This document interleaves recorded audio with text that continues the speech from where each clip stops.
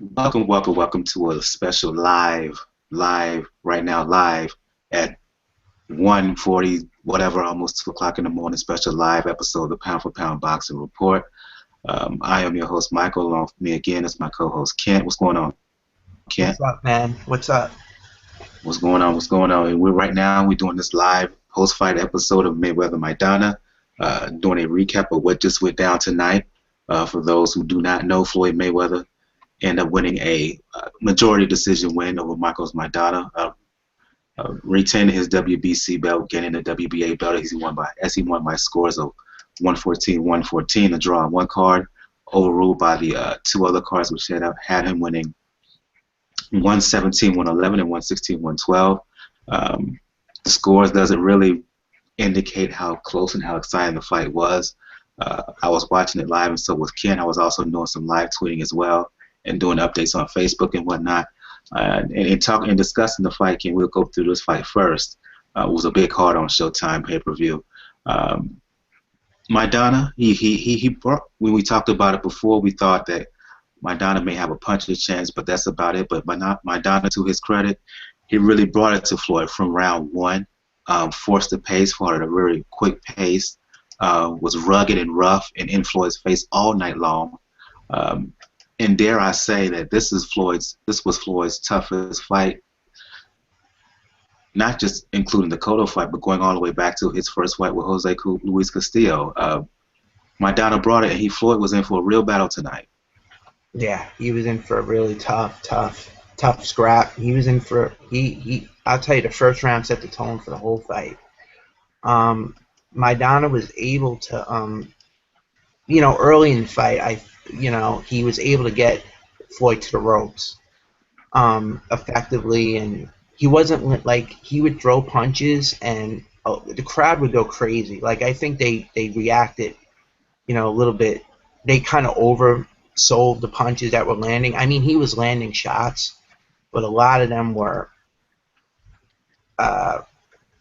they were heavy shots, but Floyd was rolling with them, but they were landing, and and I could see, like in the early part of the fight, I thought that was, where Maidana had his best success, when he was able to get Floyd to the ropes and rough him up and throw his awkward angle punches and just go to the body and just make it a tough fight. And I made it ugly early. I mean, especially on the ropes early. But I think as the middle of the fight, as the fight wound into the middle stages, you could see Floyd starting to adjust a little bit. And he was able, at points in the middle of the fight, get the fight in the middle of the ring. And that's where Floyd had success, when he was able to box in the middle of the ring. That's where he was able to control Maidana. Let's just be real. We're never going to mistake Marcos Maidana as a pure boxer. But at the same time, even though Floyd was getting the better of the boxing in the middle of the ring, Marcos Maidana held his own there too. So it was. I think there was several stages of the fight. I think the early part of the fight was Maidana able to get Floyd to the ropes and rough him up and land some chopping shots. Not anything solid, not anything overly damaging, but some good work. And then in the middle of the fight and towards the latter part of the fight, you had Floyd boxing, in the middle of the ring and having moments and being effective counterpunching. And then the end of the fight, it seemed like Marcos Maidana had some success getting Floyd back on the ropes again. And he was able to do the similar work that he did early in the fight, and it made for some interesting scoring. I'll tell you that. I mean, it depended on how you saw, like how did you see Maidana's work against with Floyd on the ropes?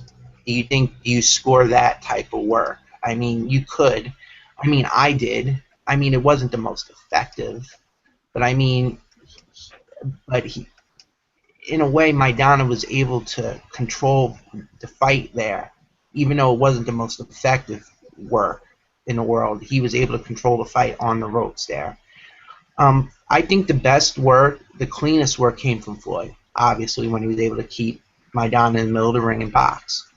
And I think That's probably why that's definitely the reason why he got the decision. I'm not going to say probably. That's definitely the reason why he got the decision, because of the cleaner punching and the more accurate punching. And I have no problem with him winning the fight. I think the scoring was a little off.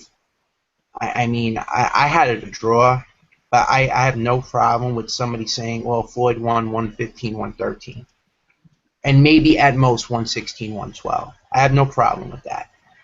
I don't think Maidana did enough to get a nod on a scorecard, but I think he did enough to be level with Mayweather over 12. I don't think he did enough to get a nod at all on anybody's scorecard. Not many people had him winning, like Maidana ahead at the end of the fight. It was mostly either Mayweather winning 115, 113 or a draw. And I think that's the consensus. And personally, to me, I don't think there should be a rematch. I think Maidana proved his point. I think he showed he can compete with the elite, fighters at 147 pounds. He proved he could compete with Floyd. I don't think I don't think he did enough, to win. But he showed he can compete and he can hold his own and he could, hang with those guys. Floyd, he'll probably go on from here, and I don't think he'd be interested in a Maidana rematch because I think there's, he has only a few fights left, and he's probably going to go for some bigger fish now. So, I mean, it was a good win for Floyd. It was a tough fight, probably the toughest. I'm not going to say it was, like, if I could say right now, I think this was tougher than the Cotto fight because no matter what Floyd did and no matter what, Floyd, everything Floyd did, Maidana was always there. He couldn't separate himself in the fight like he wanted to. And I could see why, why people would think there should be a rematch, but I don't think there should be a rematch. It was a good fight. Floyd won a close fight, and Maidana doesn't have to rematch him. It wasn't a robbery. It was just a very competitive fight that could have gone either way. But if it was me, I'd probably lean towards Floyd in this fight. Although I had it a draw, I could see, I could lean towards Floyd a little bit more than Maidana. I had the fight 115, 113 in favor of Floyd. It seemed early on Maidana was able to get to him with the overhand right in the same way that that Maidana was able to get to Floyd with the overhand right, the same way he was able to get to Broner with the overhand right. And it seemed that he couldn't find him in the timing of Maidana. Later on in the fight, he was able to land shots, right hands, left hooks, shots to the body, uppercuts. What do you think it is about Maidana's style, specifically for a Broner as well as a Mayweather, that causes those two so much problems? What is it about his style? Is it a rhythm thing? Is it just an awkward thing? Is it something about the overhand right that causes them trouble? What do you think it is about Maidana and the way he fights that caused Floyd trouble early on in the fight? And what did you think he did to adjust to it? I thought the key was the uppercut to the body and the head, but I want to ask you that question. What did you think? I think, personally, the thing with Maidana is he throws punches from all different weird angles and he throws it in such a way, like he throws it so like exaggerated over the top, like, and it's hard to judge like where it's coming from or where it's going to land. This is a very, very difficult style to deal with because of just the way he throws the punches and the angles he throws them, and he throws at very awkward angles. That's what makes him one of the toughest guys to fight. I think personally is not only the punching power but the angles and the way he throws the punches and the way he sets up. Sometimes when he sets up his overhand right, he goes to the body, he jabs to the body, and it's like a weird looking jab that he throws to the body. It's very unorthodox, but it's very, very effective because not many fighters get to see that style. It's a unique style. I think Floyd was able to combat a lot of that later on, is because he was able to, I think, time what Maidana was doing with those angles. He was able to time it a little bit better, and just be more aware of what he does. Like, because Floyd's a very smart fighter. He knows how to adapt to certain fighters and certain styles, as the fight goes on. And I also think he did a lot of good work to the body. In the second half of the fight, you notice Maidana slowed down a little bit because that work to the body. That body work really paid dividends, in the later part of the fight. The middle rounds and then the later part of the fight, he was able to go to the body pretty well. That uppercut was very, very effective. Very, very, not a powerful uppercut, but it was a very clean uppercut. It was enough to get your attention, because we know Floyd is not, not that devastating puncher that he was when he was younger, but he has enough snap on his shots and enough, timing and speed on the punches that it makes you aware and it makes you conscious of those shots. So I Excuse think, me for interrupting, Kit, but do you think that in this fight that Floyd sat down on his punches more than he has in recent fights? Because that's the sense I got for really the middle rounds on, 6, 7, 8. He really sat down on his punches and seems to throw with hard intent to try to put some punishment on Maidana. yeah, I think he did. I think as the fight went on, he started to realize that, some of his tactics that he usually employs were not as effective, and he felt like that at points he would have to try to hurt him to get him to stop coming forward. Because let's just be real, Maidana is a very hard man to hurt.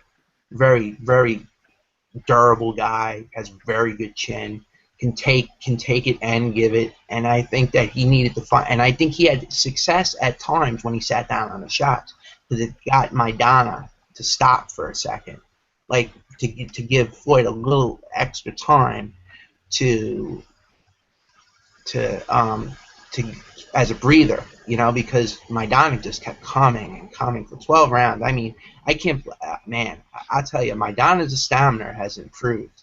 I mean, he fades a little bit late in fights, but his stamina has improved greatly in the last year or two.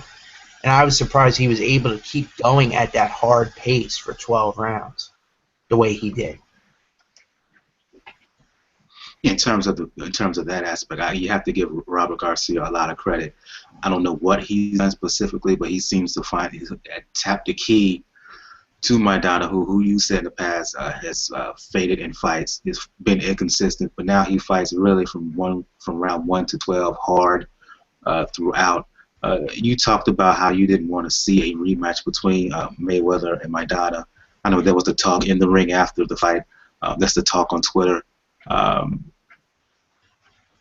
If the rematch does not happen, and I suspect it may, because a lot of controversy before, they can even make a lot of more money. If it doesn't happen, who do you see both either Maidana or Mayweather fighting? I think Maidana, even though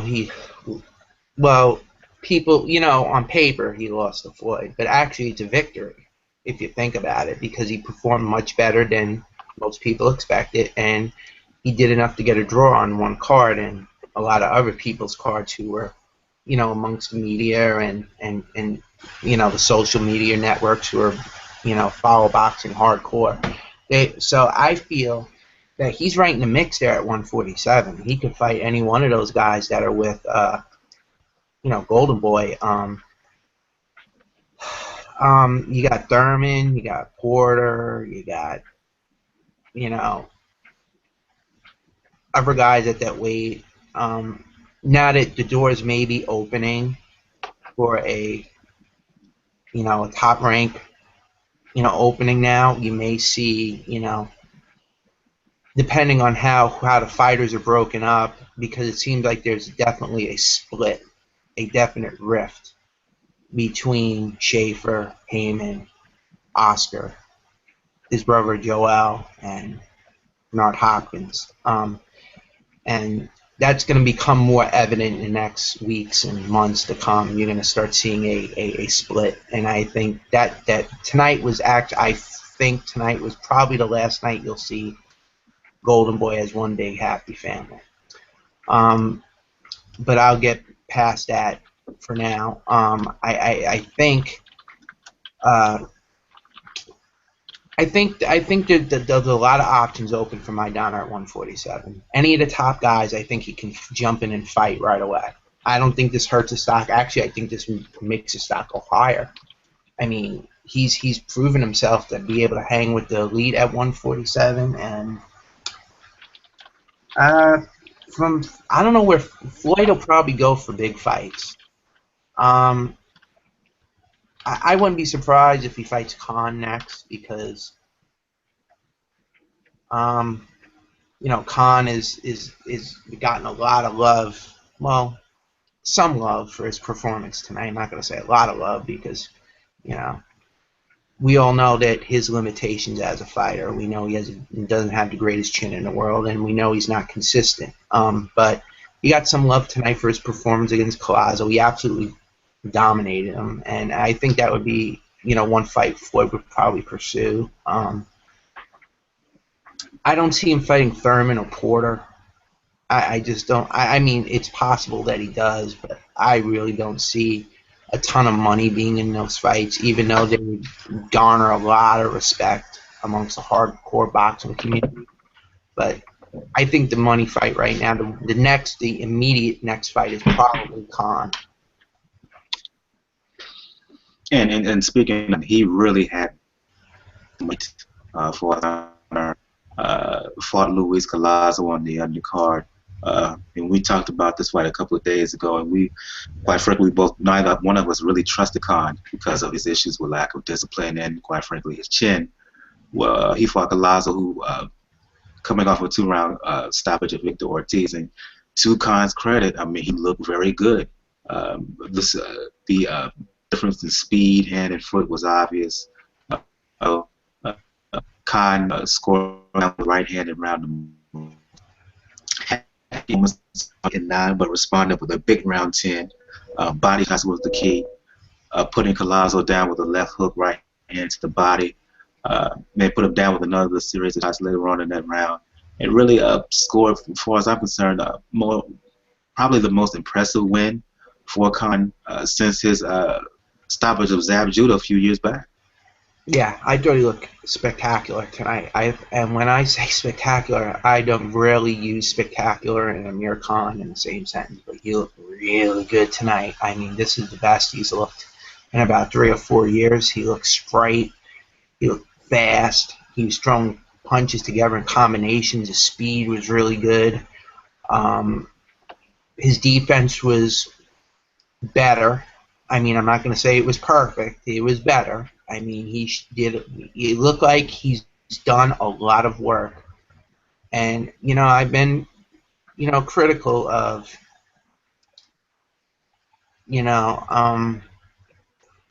his trainer, his training, his constant switching of trainers and going back and forth with different guys. But I think, he's definitely found a nice thing with the fight. Virgil Hunter was kind of hardcore tonight. Huh? Cussing. Virgil Hunter was kind of hardcore tonight. I like what I saw from him. Yeah. He was hardcore tonight. I was about to call him the Fight Whisperer because I like that name. I like that name. That's what I call him now, the Fight Whisperer. But all joking aside about Virgil Hunter, he's a very good trainer. He's a very good trainer, and he's done a lot of good work with Khan. And we saw it tonight. They've been working a lot together, and I think Khan has probably gotten a lot better since working with him full time. And I don't think. Listen, Virgil wasn't playing tonight.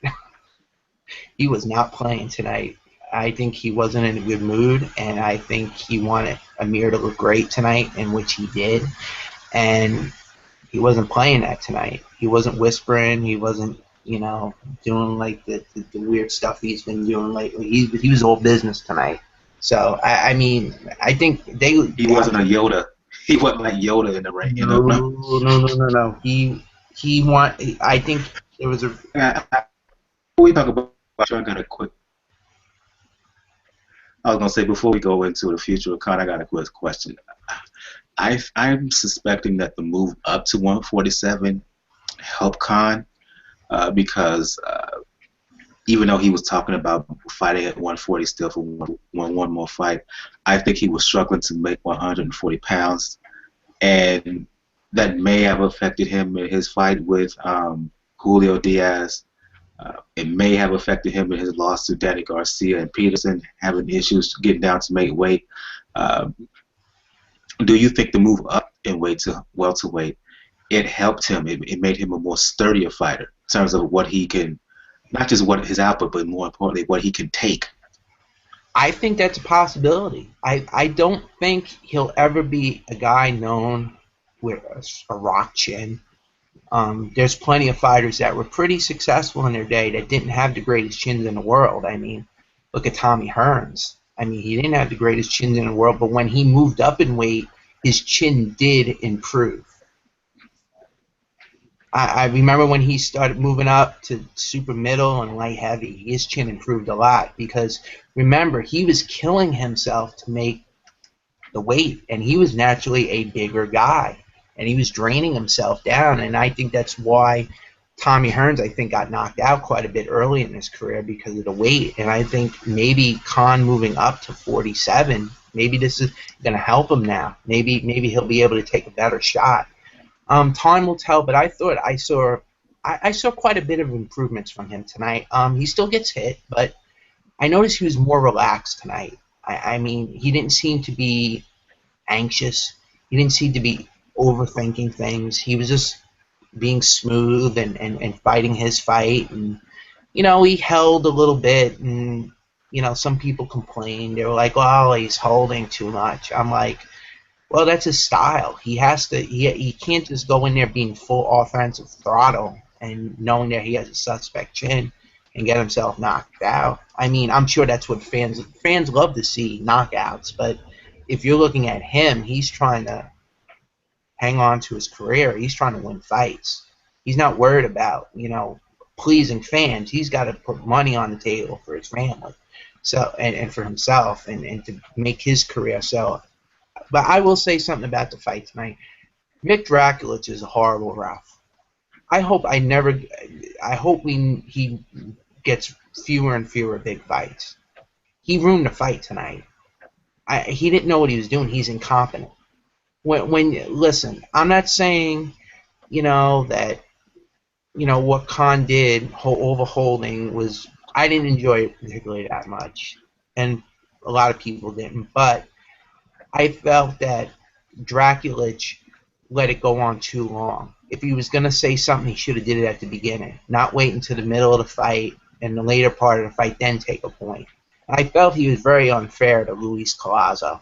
I mean, Collazo was getting beat up. He was losing the fight. He was getting, you know, schooled pretty much, you know, and that's no shame losing to Khan, you know, because Khan's a very, very good boxer, very fast guy. And he's shown when Khan has his head straight, he can do that to almost any fighter.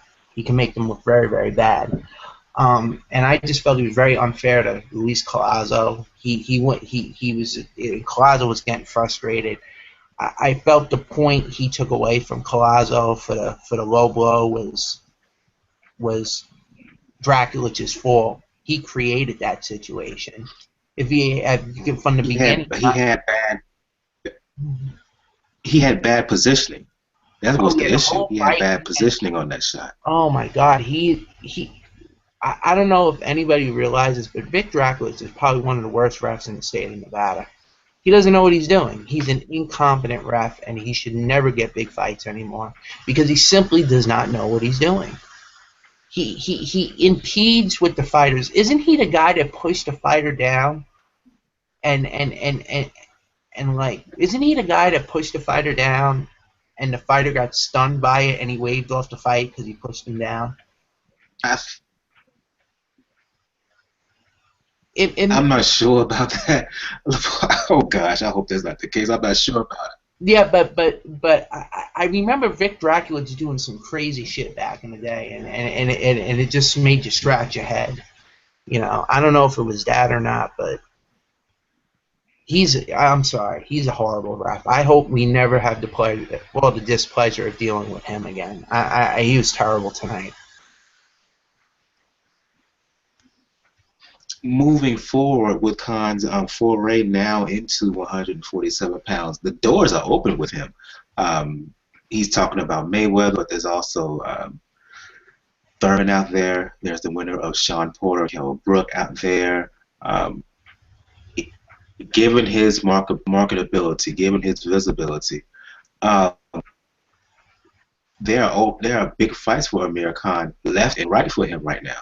Um, I know everybody's talking Mayweather, but if that doesn't happen, what direction do you see him going? I think he can take a number of fights I right see. now. He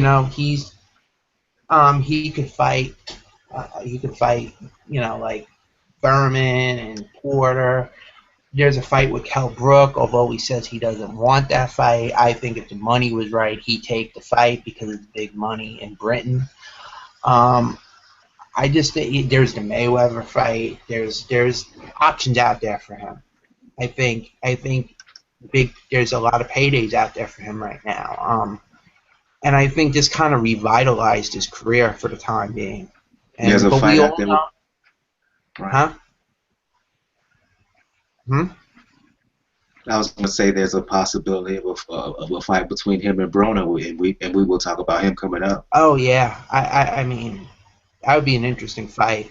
I mean, I'm not gonna go. Well, I think Khan, for what it's worth, we give him flack for his chin, for not, sticking to a game. But you know what? The man is must-see TV. He's very, very exciting. Because with him, he's going to knock you out or you're going to knock him out. And I think that's all we can ask for at this point. I think Amir Khan gets a lot of unnecessary hate. Unnecessary hate. I'm critical of him, absolutely, but I think he gets a lot of unnecessary hate. I think he's an exciting guy and he can bring excitement in 147. Even if he doesn't win all of the fights, he can bring excitement, and I think that's what the division needs right now. I think you have a young, infusion of talent coming in now with Porter and Thurman and Brook and other guys like that. I think Khan can fit in with those guys. And you mentioned Broner. I'll admit, I'll say right now, I didn't see the Broner fight. Hey, I was at work. I didn't get home till the fight was over with. Um, he fought Carlos Molina on the same card, on the undercard. And from all indications from what I've read and what I've seen on Twitter and on social media, Broner, who I thought was going to be impressive, based on the fact that he's down in weight. He didn't fight. This fight wasn't at 147. He got down to 140 pounds in this bout. Given rumors that he was looking very good in camp, focused, working hard. But apparently, from what I've been reading, he didn't look that good at all. And I'll leave the floor open to you, Kent, since you saw the fight, and let you analyze and break down the fight and what really happened here. I'm going to tell you one thing about the fight. Broner was lazy, which is the story of his entire career. Just simply lazy, not doing enough. Going through the motions every round, not doing enough to wow, not doing enough to impress, just doing just enough to win. And that's basically been the story of his last few fights, and probably since after the DeMarco fight, he just developed this lazy pattern where he feels if he just does the bare minimum, that will get him through. And that same habit showed up tonight, and it made for a very boring fight. I'm gonna be honest with you. Carlos Molina, the opponent, I hope he got paid good money because it seemed like he was the only one that actually went in there with a purpose and to try to win. And to try to, he showed the seriousness of a fighter. I don't think Broner showed any seriousness. It was like he had no fire. It was like, oh, I beat Molina. I'm not worried about that. You had to see some of the comments after the fight. Oh my God. I mean, some of the most ignorant and most just the stupid comments. Oh, we weren't worried about this fight. Really? Was he playing? Was it a case of him just playing around and clowning around? Yeah, there was rounds where he just played around. He just played around. He didn't. There was rounds where he threw punches and did what he had to do to win the rounds, but he didn't do anything spectacular. You know, he didn't do enough to wow me tonight. You know, and I feel like I feel like a lazy fighter like that. That's wasted potential. That's wasted talent. He's 24 years old and he's lazier than most most people that are just sitting on the couch all day. I think people who sit on the couch all day and eat potato chips do more than him in a fight. Would do more than him. Seriously, I just never seen anybody with such talent. He has the talent, and everybody knows this. You could hate on him all you want, but when you sit there and you actually sit with these people and actually talk to them seriously about Broner, they will tell you he is a talented and gifted fighter that is extremely lazy. And that's why people hate him, because he's lazy. He's lazy. He does the bare minimum. He's Mm. nowhere near like Floyd. You know why? I'll tell you why he's nowhere near Floyd. Because Floyd works hard. We question his level of opposition. We get on him for some of the fights he takes, but you know what? The man is dedicated to his craft. And even at the age of 37, he's still trying to get better. This man is Adrien Broner, who's about 13 or 14 years younger, is just happy to be what he is right now. And that's sad. And that's really, really sad because he's got the potential to be a very, very good fighter. I don't know. I'm not going to even say great. At one time, I thought he could be a great fighter. His laziness now, I don't even think he becomes more than a B-level fighter at this point. He is just such an arrogant, he's just a jerk. He doesn't, what do you call it? He doesn't appreciate what he's got. He thinks just because he's Adrien Broner, everything will still be there if he loses. Well, guess what? They took you and if you lose again, okay, if you lose again in a fight that you're expected to win, it's time. It's Palookaville and Opponentville for you because you're just a lazy, lazy fighter. You don't This is why These are why the fans don't like him. He's lazy. He's so complacent, and he just does enough. And listen, in boxing, nobody's going to tolerate that. No one's going to tolerate that. No fan is going to pay attention to that. I was at one time a big fan of Broner. I am so turned off by Broner. I don't even know if I can watch him sometimes. Like tonight, when they went to interview him, I muted the television. I couldn't listen to his mouth. I can't. Please don't tell me he started brushing his hair and doing all No, that but he stuff. was talking about being the can man and all this bullshit. Well, listen, Mike. You know, and I know that's ignorance. That's an ignorant individual right there. It's not ignorant necessarily as much as it is arrogance, just It's, supreme arrogance on his part. arrogance because he did nothing to impress anyone. But I'm going to tell you this: if Carlos Molina fought tomorrow, you bet your ass I'd watch him. You know why? Because he's a blue collar fighter. He takes even though he was off a long layoff, the man's a fighter. And he came to win tonight, and he did what he was supposed to do as a fighter. He gave it a 110% effort.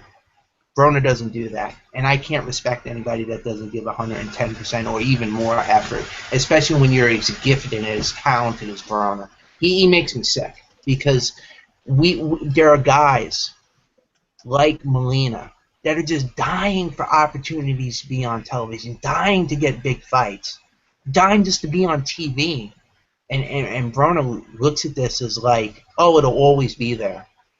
No, sir, it's not always there. And your attitude is going to find you right out the door. Right out the door. I'm telling you, it won't be long, too. I think Golden Boy is probably on a short leash with him and Heyman. And I think if he performs like this again or gets himself in a position where he gets beat, I think he's out the door. He's just he's wasted potential. He's wasted talent. can't I hate to break in. We got some comments from YouTube. Got a question asking about the gloves, the situation with the gloves as far as Floyd and Maidana. Apparently, Maidana was saying in the ring after the fight that there were issues with the gloves. They made him wear the bigger gloves, and according to this guy on YouTube, Vega Tech said, "Why has no one questioned the glove situation? If the gloves were normal, Mayweather would have been on the ground." Your thoughts about the issue with Maidana complaining about the gloves and other stuff that was happening apparently before the fight? Yeah, there was some stuff that happened with the gloves. There was something up with the padding with the gloves. Floyd had an issue with it. It had something to do with the. It just had something to do with the padding in the gloves. There wasn't enough padding supposedly. It was like, from what somebody told me, it was like some Louis Resto stuff. That's how thin the gloves were. And Floyd got mad, and I can understand why Floyd got mad, but I felt like the timing of it right before the fight was kind of like some mind games or some mental playing with his head. I believe, and they tried to paint Maidana as a cheater. I don't think Maidana's a cheater. I don't trust the people necessarily around him, especially Ariza or any of the people that are in that Robert Garcia camp. Listen, as much as I respect Robert Garcia as a trainer, the people he's around are not very scrupulous. Let's just put it to you that way. And I think those are the people Robert Garcia shouldn't have those individuals in the camp. And I think that the glove situation came from somebody trying to play some games and inadvertently painted Maidana in a bad light. I don't think Maidana would cheat. I don't think there's any reason for him to cheat. He worked too hard to get to this point, and he wasn't going to jeopardize paydays over some gloves. I just don't see it, but be that as it is, they got a different pair of gloves. The commission approved them. Floyd had an issue with them. I think he was just playing this up a little bit, but then they agreed to it, and I didn't really get, the full gist of it, but I'm going to find out a little bit more so we could discuss it on on Thursday. So I'll be a little bit more armed with information. But that was the gist of it. Back to Broner right quick. Given how you the description of how look, he's a big name still, despite of because of the fact he's a former champion, because of his personality and all that. So he's a bragger, he's a loudmouth, whatever. I think he should stay at 140 pounds. With that being the case, either at 140 or 147, what direction do you see him going at this point? I mean, I wouldn't mind seeing him against Garcia at 140. There are other fights at 147. Even though I don't think it's a welterweight, look, I can just see a scenario where he could get a big fight against, say, a Thurman or somebody like that at 147 pounds.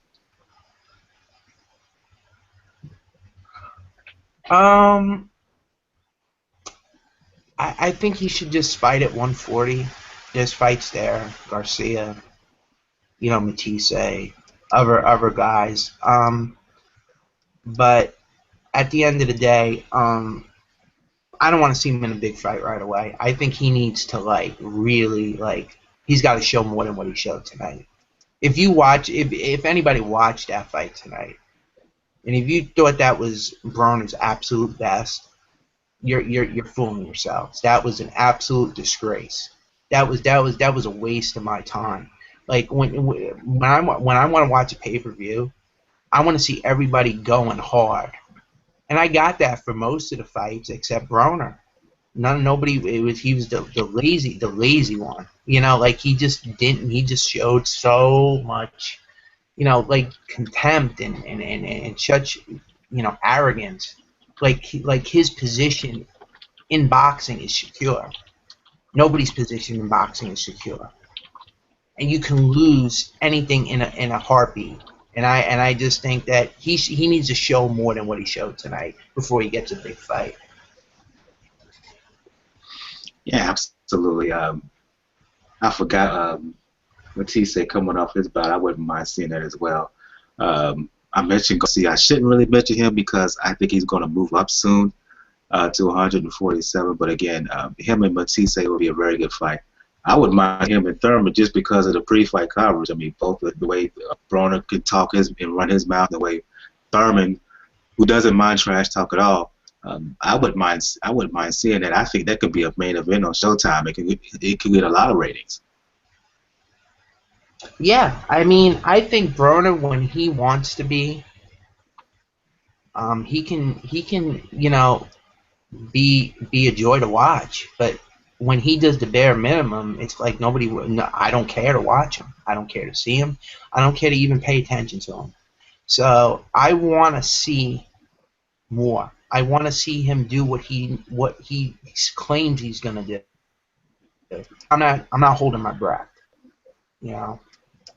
Oh, by the way, to the person who called us boring, sorry we don't yell and curse, and we're not exciting, and we try to be mature and have a reasonable discussion about boxing. I guess, well, I mean, what can I say? If you don't like what we do, I mean, I don't care. I don't care because this is what we're gonna do, and you're not like we're not getting paid for this. We come here and we talk about boxing maturely. We don't sit there and yell and curse. So if you want to show that, there's plenty of shows that yell and curse and are dramatic. So but we don't do that. We're not those type of people. We just boxing yeah, and that's to say who was asking. You find us boring? Well, sorry, that's just not us. And by the way, that's the same guy who was asking us about the situation with the gloves, and then he goes pellet out and say that, okay, I mean, look, it's his loss. If you want to hear something else, that's fine with us. I mean, we're not gonna beg for him or whatever, but no, we're not just gonna beg and rant and rave on YouTube about this. I'm gonna tell you right now, we know we got haters. Okay, we know that. Probably a hater. I don't care. I mean, because at the end of the day, they don't pay my bills. I mean, I just do this because I love doing it. I'm not getting paid to do this. I actually, we probably lose more than we gain. We're just doing it because we love it. So, whatever. If he's gonna hate, let him hate. But we did answer your question. We did answer your question. If you decide you want to look at it and see. So, yeah. Yeah, it'll be. Not gonna put this on. Yeah, I'm not gonna put this on private or anything. So if you want to come back and see what we had to say regarding your question about the gloves, you're free to what? You're free, more than free to watch. You're more than free to listen to see what we had to say. If not, so be it. we're not here to. I wasn't going to talk about this fight, but I'm decided to do so. Go ahead. I was going to say I decided I wasn't going to talk about this fight because I didn't see it as well.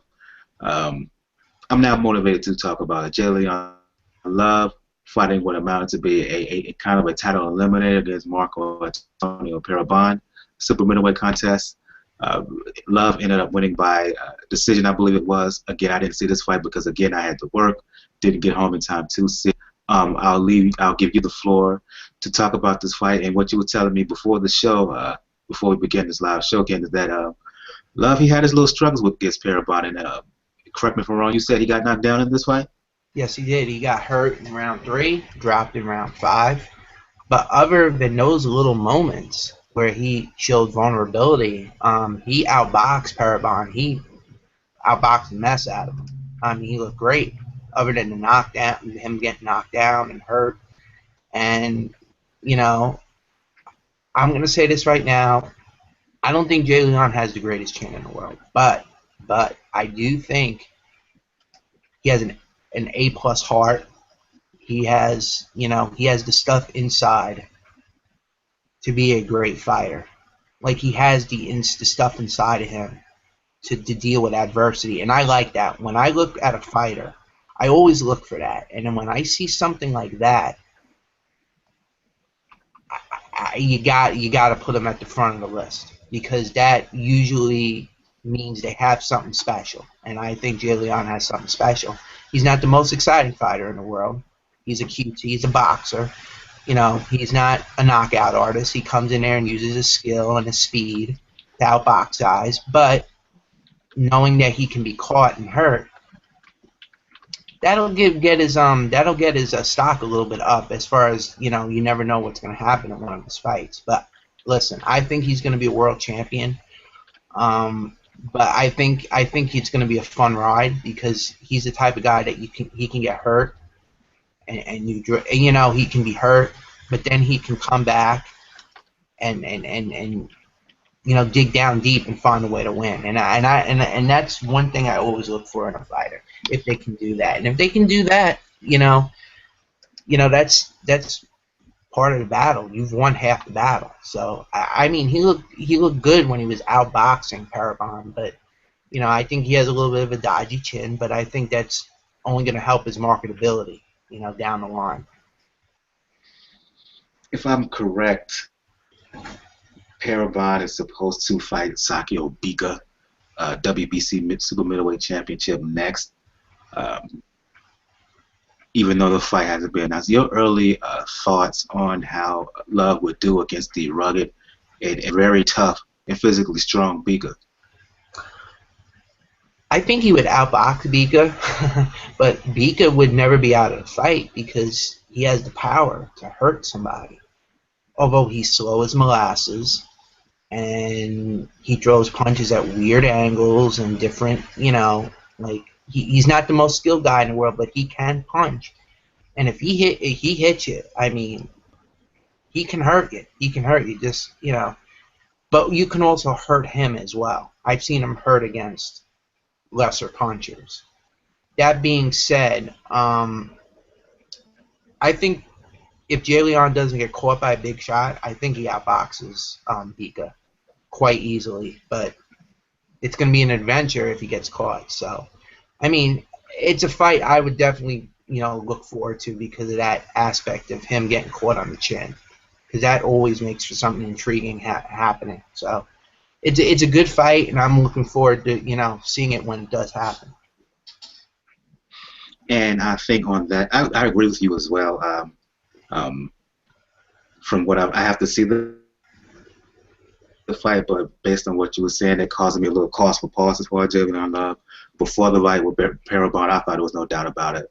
If he was to fight Bika, he would outclass him. But the way he apparently looked tonight gives me a little bit of cause for pause and some concern. I have to see the fight, but again, I'm going to stick to my original assessment of Love. I think should he fight Sakio Bika, I think he will win. I think he will win by decision. And I think on that note, we're going to shut it down. It's getting late. This has been a special live YouTube episode of the Pound for Pound Boxing Report, live coverage of the big Showtime card tonight, featuring, of course, Mayweather, his win over Maidana, Amir Khan, a very impressive win over Collazo, Broner, and I guess his pedestrian win over Carlos Molina, and Jillian Love. For those who want to, as boring as we may be, Kent, for those who want to get in contact with you and talk boxing, talk sweet science, where can they hit you up? You can reach me up at facebook.com/kent.ayers.1. If you want, you can tell me how boring I am there. All jokes aside, I talk boxing. If you see me on the show, let me know. Message me. Let me know. I'll definitely add you if you tell me that. If not, I will not add you. But I've said that numerous times already. But yeah, if anybody feels the need, they want to give their opinion in a respectful manner and call me boring, that's perfectly fine. I will ignore any troll comments. But if you want to tell me what I can do to improve not being so boring, I definitely take that into consideration.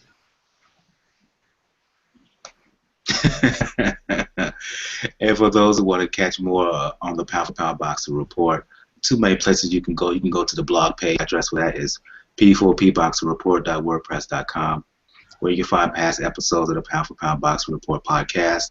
And you can find blogs written by yours truly, me and my boring self, 2013 Black Blog Award winner, best sports blog, by the way. You can also go to the podcast page, P4P Report podcast.